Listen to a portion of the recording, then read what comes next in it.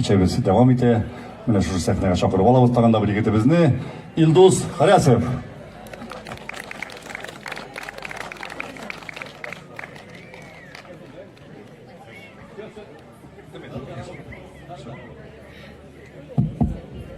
Соңғы вакытта жырланган жырларымдын бирси Фирuz араба музыкасына жазылган жыр Ялгыш ул. Бирге жырлайбыз. Барыгызга таанылуу.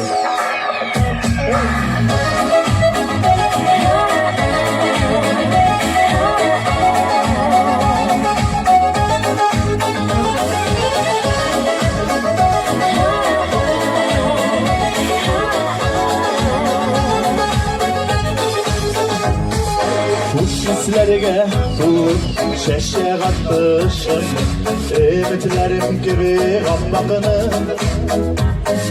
unutmağansındır, iske Allah'sındır, sağlam şuluminde uçaklı şamır şeşkem diye bir gerektensin, yüreğimden ruhun aldın da yatlarını yar gitti, yıraklarına gitti, yanlarıp kanını saldırına yalgışın eşim, düşenmişsin işim, yok kalma kaban yarama sıkılma kızım, merhabetten teslim, yazmış var bezmiş arada yaktı yaşayıp yatsam, gelmesin nasıl, kim sağını isket düşürler yüreğimde günden, sine kapı yüksek, bir kapılım yılan düşürler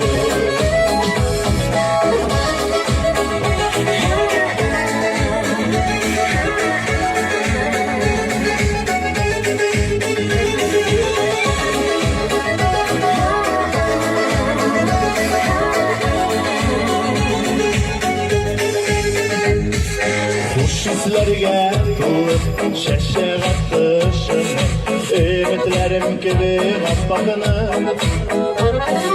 unutmağansındır, iske Allah'sındır, sanılan şu minde uşaklı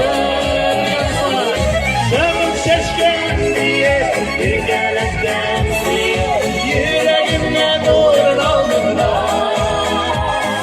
yatlarını yar gitti, yanlarına yine saldırda şamır şeşkem diye bir gerektensin, yüreğimden nurun aldın da yatlarını yar gitti, yıraklarına gitti, yanlarına yine saldırda yatlarını yar gitti, yıraklarına gitti, yanlarına yine saldırda